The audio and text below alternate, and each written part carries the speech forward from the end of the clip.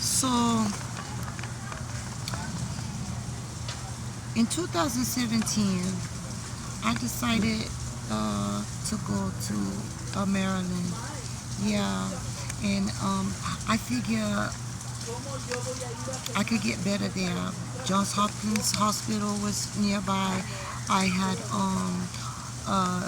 Dee Dee and Billy there, and the kids there, and like I knew the area really well. It was close to the Capitol and everything, and I figured, yeah, I'll get well there. And I haven't seen Jenny since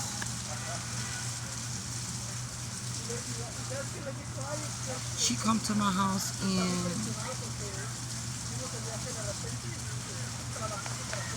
shit 2000. No, it would have been 1999. Like I haven't seen her. Like every time I try to meet with her, like she wouldn't meet with me. Yeah. Anyway, she was the only woman I talked to. Like she was the only person I talked to on a regular every day. Even while I was at Dee Dee's house and Billy's house, I talked to her just about every day. Yep. And I tell her, I said, what's going on here? I said, because I don't understand. Like, Stephen Leon Lewis, he's not my father. Like, why is everybody lying? Molly Fallbush, aka Hillary Clinton, she's not my mother. Like, why are you guys lying? What is up with this? And I tell her in 2020, yeah, I tell her I'm tired of all these schemes and the lies. Do you know who Joe Glenn is? All these things, he's poisoning me, all these things. And she said, you're lying. But she know because she was in on it. She been doing it the whole time. And I said, I'm supposed to be the vice president. Like, all these people that I'm telling you about, up until the time of my father actually being his inauguration, all these people were all in my energy. I'm talking about Facebook. I'm talking about coming around me. I'm talking about, like, they were all in my energy. But at the inauguration, after the inauguration, yeah, everybody go away. I lost touch with, I was doing meets with my father. Yeah, I was on the campaign trail with him, and they stopped. Listen, and they stopped giving me information about traveling and going on the campaign trail and meeting people and stuff like that. I was wondering why was that. And then I would get last minute information, and I would go to get myself together and prepare for it, and I would get sick at the last minute. Joe Glenn would poison me, and I couldn't.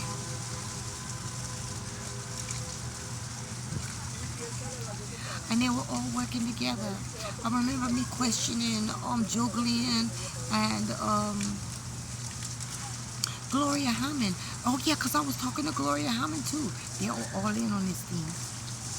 I was talking to Gloria Hammond too, and I was wondering, like, why are these people acting like they don't know who I am? Why are they doing this? I was telling them,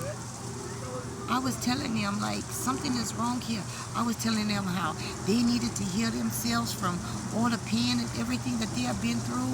Like, just heal yourself. I was telling them about the dark night of the soul and how horrible it was, and how I decided, like, these doctors who, once again, the prescribing doctor for the pain medication and all the medications I was on, he was working out of Southern Maryland Hospital. Once again, it was Tim Rowe, aka Tim McCarthy.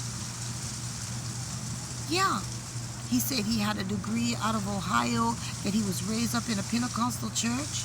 Lord have mercy. He prescribed me all these medications, and I was sick. And I decided that after I tell Patricia Bacon, after I tell her that her husband was poisoning me and that he had raped me, yeah, And she told me, you have 2 days to get out my house. And I said, huh? After I tell her, I said, what? Well, where am I going to go? She said, I don't care where you go. So I ended up going back down to South Carolina. But when I got to South Carolina, I got me a trailer at Henry McMaster's, on Henry McMaster's property in Piedmont. And I got myself well. Yep. I totally detoxed myself of all that medication. It took me about 6 good months, but I got it done. Yeah. Meanwhile, they were coming into the trailer, and they were stealing the medication because I wasn't taking the medication. Yeah, and they ran me. You can all be checked out. They ran me. They were doing everything. My electric bill. This is when I really started paying attention. When I was the only one in this trailer, and even though it was an old trailer, my electric bill was like $400 and $500 a month. Yep. Tim Hardy, aka what's her name? The justice who they put in office, Kenyatta, yeah, KGB, Kenyatta Brown Jackson, Kenyatta Jackson Brown. Yeah, they were all coming. Eric Brockman, aka RuPaul, they were all coming. His mother, they were all in my energy. Yeah.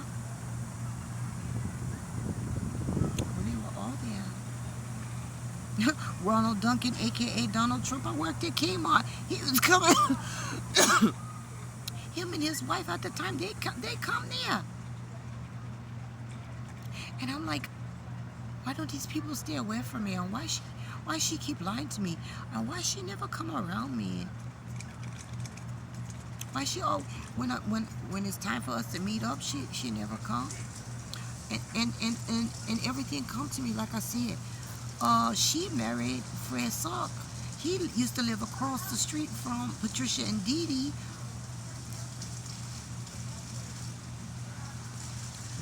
He was living across the street. Jeff Bender, aka Fred Salk, the man from Wells Fargo today. He was living across the street from Dee Dee and Billy when I went in 1999 to visit. I flew there. 1999, no, 2000. It was after I had already left Kokomo. So yeah, I was living with aka Vernon Patty, aka Kamala Harris, aka David Roberts. I flew. Yeah, they were all in on it, America. Even Auntie Ruth, Mitch McConnell, all of them. Meanwhile, I'm trying to hide. I'm trying to hide because I'm like, if they find out who I really am, right? Because I was like, if they find out who I really am, they're gonna fucking kill me. Meanwhile, I'm not thinking about them because I'm in a moment. I'm sick. Like, they almost killed me, America, for real. They almost killed me. It took me. Let's see. They almost beat me to death in Ohio. I had a head injury. That was in 2011. So it was 2017. And they were, when I went to Johns Hopkins Hospital and they were trying to take my blood, saying I had to have a blood transfusion, it was fucking Jeff Bender, aka Fred Salk, who come into the room and say, don't let him have your blood. Andrew Woodard. That was his name. Andrew Woodard, who was at the Southern Maryland Hospital when I go there and I'm trying to stabilize from all the pain. Yeah, Andrew Woodard was there. Tim McCarthy, aka Kevin McCarthy, he was the doctor on call. Yep, and that's where Taraji, aka Takia Blackman, I don't know who she is now. Fireflies Unite. Yeah, Taraji, aka even Jill was there. There was a girl there, Tiffany. And Tiffany, she worked there. She worked there well. Tiffany, the girl that worked there, West Virginia. University. She worked with the patients there. Tiffany is the girl that was in the church Sunday. In the church Sunday with Dr. Jimmy Carter. Eh, Jimmy Carter. She was the black girl with the mask on her face. That was the Tiffany who worked at the hospital. Like I said, all this shit was premeditated. I never spoke about who I was. I always act like I didn't know what was going on. And I did know what was going on with me, but I didn't know what was going on with these people around me. And I was trying to protect my family in America. And that's why I really never speak up. Like, I would get on social media, and then I would see all these people. They would come to my social media and they would make comments, and I would end the page. I would be quiet because I knew that I held the key, and that if I got in wrong with the wrong people, if I give them too much information, I knew that things would go bad. I was trying to save my life and my family's life, my mother and my father's life, and Barack's life, because they said I was crazy. They said I was not crazy. I had a head injury. Yeah. Remember I said Dr. Absher? And Alfred Boyd, they tell me the best thing for me to do is to go out back and blow myself in the head like a horse. Well, guess what, fuckers? I know you want to do that now. I know you want to blow your brains out. All you filthy treasonous motherfuckers. Have a good day, America. I am.